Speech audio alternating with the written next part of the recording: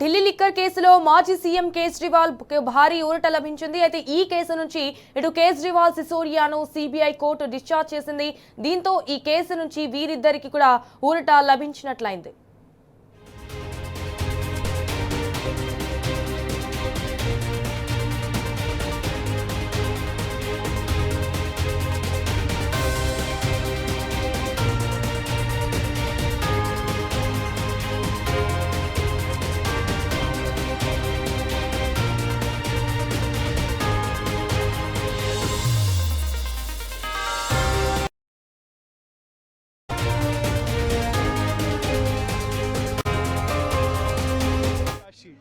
And in fact, there were various statements which are taken even after the confessional statement, which the court had said that you can't do it once there is a full disclosure made in the confessional statement, which is not produced in the charge sheet. How can you take other statements? Apart from that, the court has very emphatically stated that the rule of law has to be preserved. The machinery in criminal law is not to implicate somebody illegally, but only to do justice, and court has tilted the balance towards the justice. Sir एक और चीज कही, जो price fixation का मामला था उसमें कहा कोर्ट ने कि वो पूरा डेलिब्रेशन डिस्कशन और जो ईएम का अप्रूवल था उसके बाद ही किया गया। सो एलिगेशन सीबीआई का ये था कि जो पॉलिसी बनाई गई उसमें मैनिपुलेशन किया गया, उसमें फर्जी दस्तावेज जोड़े गए। कोर्ट ने ये कहा है कि जब एक्साइज पॉलिसी बनी उसके जितने भी एविडेंस, जितनी भी कोर्ट फाइल, जितने भी कैबिनेट नोट, जितने भी ऑफिशियल नोटिंग है, अगर आप उनको देखेंगे तो आप पाएंगे that the policy has been put to every institution in the machinery, and it cannot be said that only one person has made this. In fact, the court has drawn a parallel where the court had said that the policy was also given to the office of Honorable LG. Honorable LG has also looked at it, and Honorable LG has also approved the policy. The court has said that if you are making Mr. Manish Sisodia or Mr. There was not other person who were involved in the excise policy, not made an accused. After that, the court had said that after seeing what has happened, how the policy was framed, it is actually seen that every institution, every stakeholder has been taken into confidence, and the file has gone to every stakeholder, and at no point of time there was any doubt which was framed at that contemporaneous point of time. South group का जो word है उसके ऊपर भी court ने objection किया है, discriminatory बताया है, क्या कहना है चाहिए? कोर्ट ने ये कहा है कि सीबीआई ने अपनी चार्जशीट के अंदर स्पेसिफिकली जो अक्यूज पर्सन्स थे आंध्र प्रदेश से या हमारे दक्षिण पार्ट के जो क्षेत्र हैं उससे, उनको एक टैग दे दिया गया south group. This according to the जज is against the international practices. It is against the rule of law.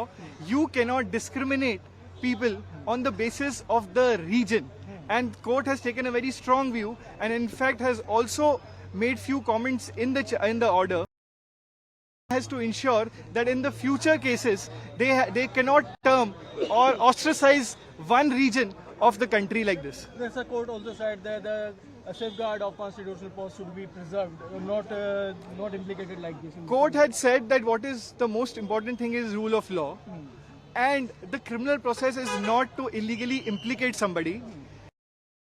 If you do it, it is even more grave in the case of people who are occupying constitutional posts, because those people have reached constitutional post after the public has chosen them.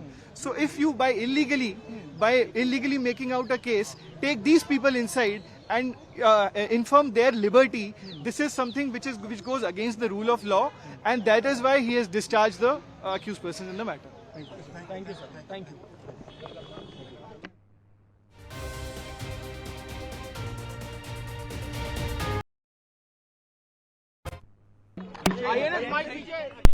Mic थोड़ा पीछे, इधर हो जाए, थोड़ा mic थोड़ा down करना, सबके frame में आ जाएगा। तो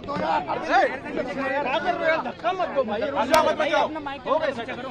पिछले कुछ सालों से भारतीय जनता पार्टी जिस तरह से शराब घोटाला कर रही थी, आरोप लगा रही थी, आज कोर्ट ने सारे आरोप खारिज कर दिए और जितने भी एक्यूज्ड थे सबको डिस्चार्ज कर दिया। हम हमेशा कहते थे सत्य की जीत होती है। हमें भारतीय न्याय प्रणाली पे भरोसा है। मुंह पे जा रहा है सर के माइक नीचे। मैं जज साहब का बहुत बहुत शुक्रिया अदा करता हूं, जिन्होंने हमारे साथ न्याय किया। मैं हमेशा कहता था कि भगवान हमारे साथ है।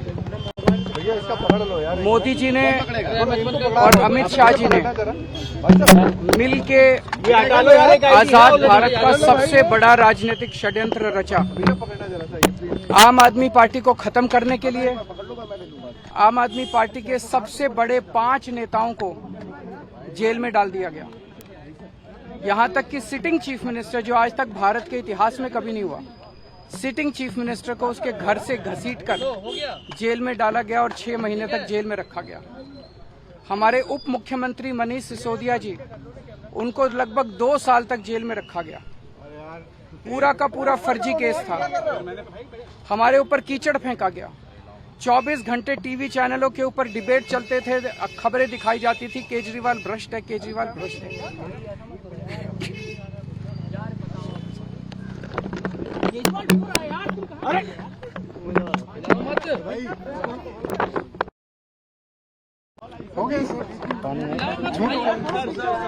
संभालिए सर अपने आप, संभालिए हिम्मत सर। ये केजरीवाल भ्रष्ट नहीं है। मैंने केवल अपनी जिंदगी में ईमानदारी कमाई है। इन्होंने झूठा केस लगाया और आज ये साबित हो गया। कोर्ट ने कहा है कि केजरीवाल कट्टर ईमानदार है, मनीष सिसोदिया कट्टर ईमानदार है, आम आदमी पार्टी कट्टर ईमानदार है। मैं प्रधानमंत्री जी से कहना चाहता हूं, सत्ता के लिए इस तरह से खिलवाड़ मत कीजिए देश के साथ, इस तरह से संविधान के साथ खिलवाड़ मत कीजिए। आपको सत्ता चाहिए, अच्छे काम कीजिए। आज देश के सामने इतनी बड़ी बड़ी समस्याएं हैं, महंगाई है, बेरोजगारी है, पूरे देश में सड़कें टूटी पड़ी है, चारों तरफ पोल्यूशन ही पोल्यूशन हो रहा है, चारों तरफ देश में इतनी समस्याएं हैं। उन समस्याओं का समाधान करके सत्ता में आइए ना। केजरीवाल पे, आम आदमी पार्टी पे झूठे केस क्यों करते हैं? अच्छा काम करके सत्ता में आइए। इस तरह के झूठे केस करना और 24 घंटे विरोधियों के, विपक्षियों के खिलाफ ऊट पटांग के केस करना, उनको जेल में डालना, ये एक प्रधानमंत्री को शोभा नहीं देता। इससे देश आगे नहीं बढ़ेगा। देश आगे तब बढ़ेगा जब जनता की समस्याओं का समाधान। माइक पीछे, माइक थोड़ा पीछे, माइक थोड़ा डाउन करो, सबके फ्रेम में आ जाएगा। धक्का मत दो भाई, पिछले कुछ सालों से भारतीय जनता पार्टी जिस तरह से शराब घोटाला कर रही थी,